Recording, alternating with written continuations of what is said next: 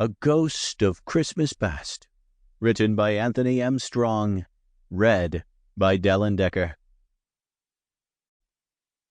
Chapter 1. John Decker wandered Bond Street while the snow fell in a wintry haze. It was late morning, the day before Christmas Eve in the year 1911, a Saturday, and Decker had never felt so far from home.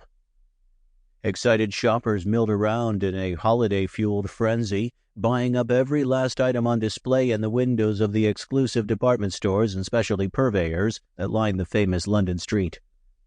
But Decker was not there to shop.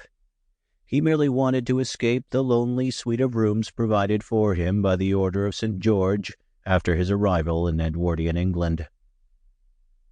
Decker had led a solitary existence in the weeks since finding himself stranded in early 20th century London, especially since his friend and fellow time-traveler Mina had been abducted in the small town of Mavendale by persons unknown.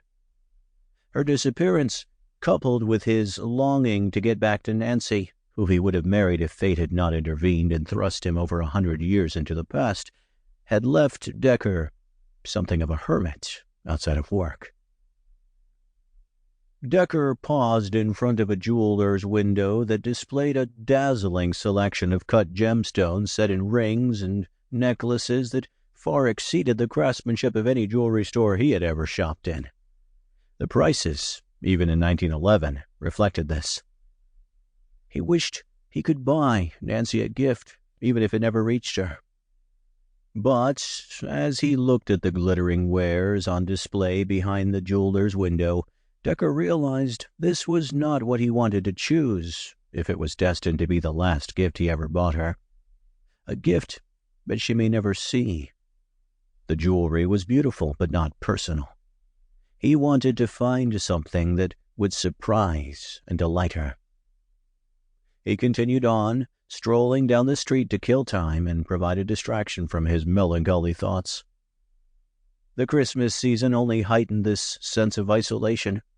He would have done anything to see Nancy's smiling face or taste her homemade eggnog as she prepared the Christmas meal while humming carols to which she barely knew the words.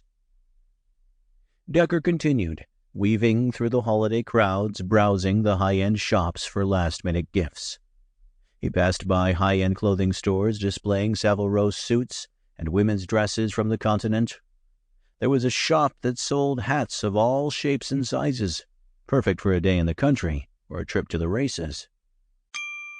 Sample complete. Ready to continue?